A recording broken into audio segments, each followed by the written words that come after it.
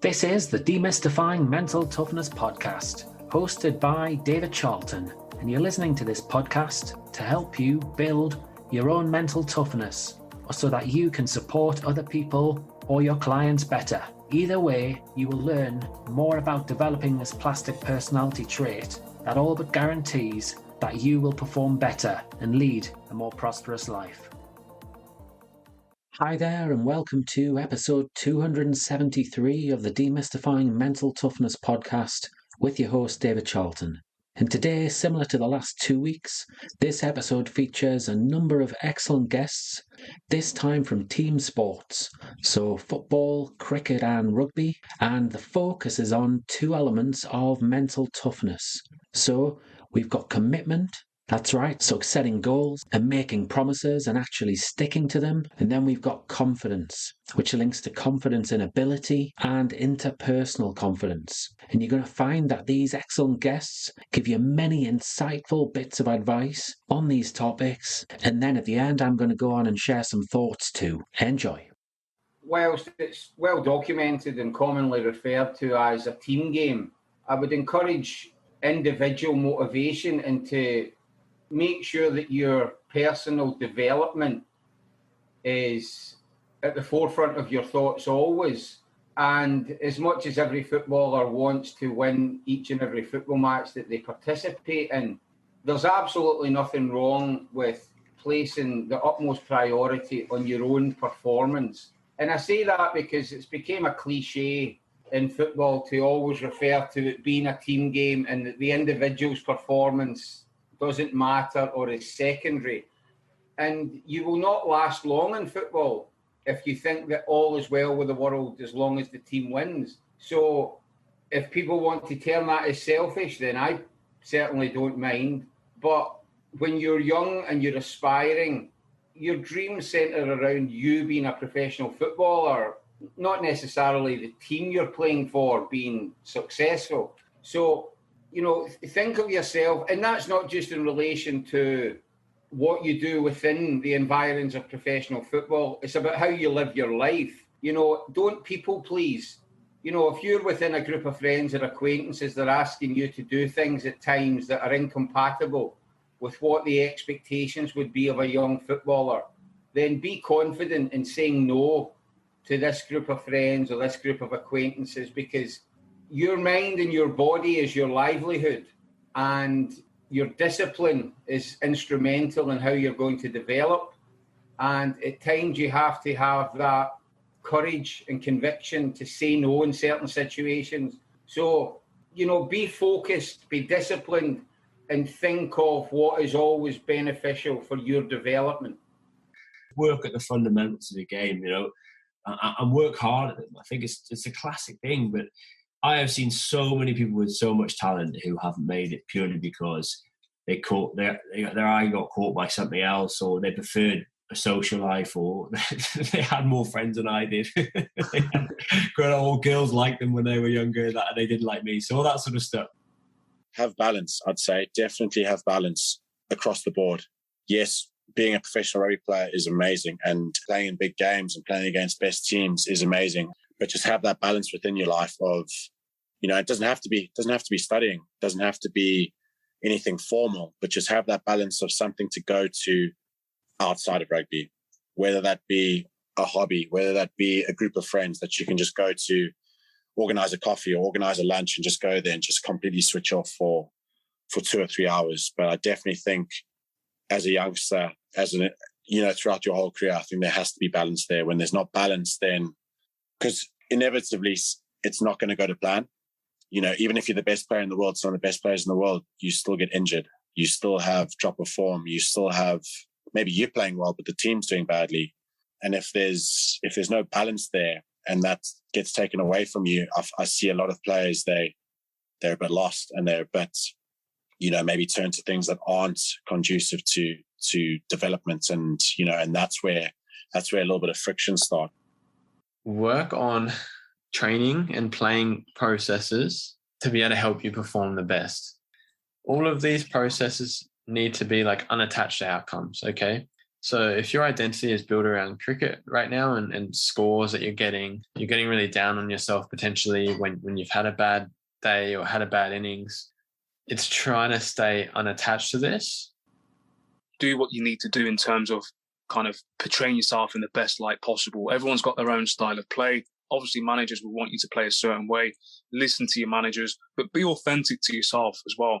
Be that free spirit. Obviously, when you're playing football with your friends at school or in the playground, at the park or whatever, you're playing off the cuff. You're doing things that come naturally to you.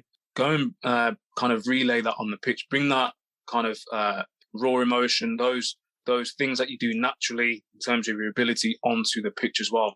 And you'll notice the difference. When you start being robotic and things, you're playing out of your comfort zone, you're not doing things that come naturally to you, that's when your kind of performance will dip. And I'm not saying you can't go out and learn new skills. I'm not saying you can't go out and learn how to head the ball or how to cross the ball correctly and things like that. You can learn those things. And when you're learning, you will naturally pick up your own best version of how to do those things, because you're obviously going to learn in a way that, yes, the coach is telling you, but you're going to pick it up and understand it the best way you can based on your own personality and understanding.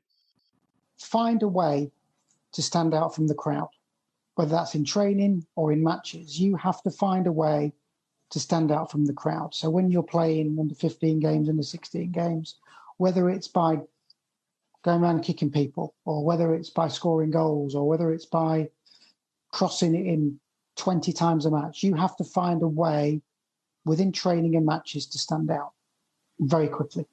You've got to learn to stand up for yourself in the correct manner. Be open and honest. Coaches are, their doors are always open, just to chat, and then having the courage to go and chat. Often I think, looking back on my time, like I said before, I just accepted things. I didn't really have the courage to go and talk to a manager. I didn't have the courage to go and talk to coaches or anybody. If you're not open and honest first with yourself, but then with other people, then, you're never going to get anywhere. Surround yourself with people who are chasing similar goals, or people that have positive attitude about their own outlooks in life and them looking to aim for the best that they can be. It's your phrase of managing expectations. So it's recognizing that whether batting or bowling, you're not going to go out and score runs every time. You're not always going to go and take wickets, but you can and will have the opportunity to remember a moment every time you play where it was really special for you. So, and that could be the sound of the ball hitting the middle of the bat. It could be the feeling of elation when you do an amazing piece of fielding that leads to a run out. It could be you bowled a ball that, was like Shane Warne's ball of a century. So it doesn't necessarily mean that you scored a 4 or a 6 or scored 100. It doesn't mean that you've taken 5 wickets, but there will be a moment you can cherish. And it's really important that coaches and parents, and I stress it's really important for parents, to really encourage the kids to remember those moments to be cherished.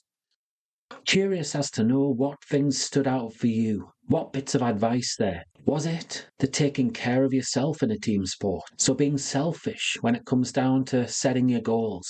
Or was it the fact that having other activities and interests can actually help you remain focused and overcome any difficulties in the long run? Maybe it was the importance of saying no to certain people or things. Then you've got the putting yourself out there, standing up for yourself and trying to influence coaches. All of those points are really, really valid, and maybe some of them are a nice, timely reminder to you. However, I thought I'd add one extra one to the list, or maybe 2. When you marry these 2 characteristics together, the highly confident person and the highly committed person, what is it that you think you're going to come across? Well, I would imagine when it comes down to goal setting, the confident person who sets themselves goals is likely to be optimistic about achieving those goals. They can perhaps see and feel what it's like to achieve those things that they want to achieve before they actually do achieve them. And this is where some people struggle. Perhaps fear gets in the way. They then procrastinate. They're unable to picture and visualize what it's like to achieve certain goals. So then the goals they set are just simply dreams.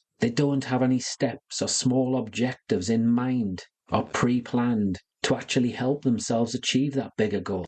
So yeah, that's my first tip. If you feel like you're a dreamer or a procrastinator, if you feel like you want to achieve stuff, but you're just not making it happen, why not set that big lofty goal and then plan backwards? Think about the smaller steps and the smaller objectives. Visualize doing these smaller things well, and then picture what the end goal looks like and the impact it's going to have on you and your life. And then another thing to consider about the really confident, committed person, the confident, committed goal setter, is that the goals that they're going to set themselves may well be challenging. To some people, they would feel unachievable. So yes, certainly they're going to be difficult to achieve. And why is this? Because they've got this inner confidence. They're happy to go for it, to push themselves. Failure just isn't an option. It's not something they worry about or even think about. Again, when it comes down to goal setting, maybe you need to consider this. Consider, what are challenging goals to you? What are impossible goals for you?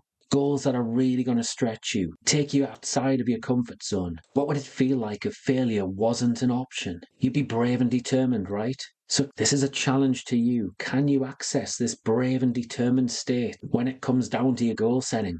That's right, in 2025, why not think about ways to actually access this brave and determined state? Why not set the bar high?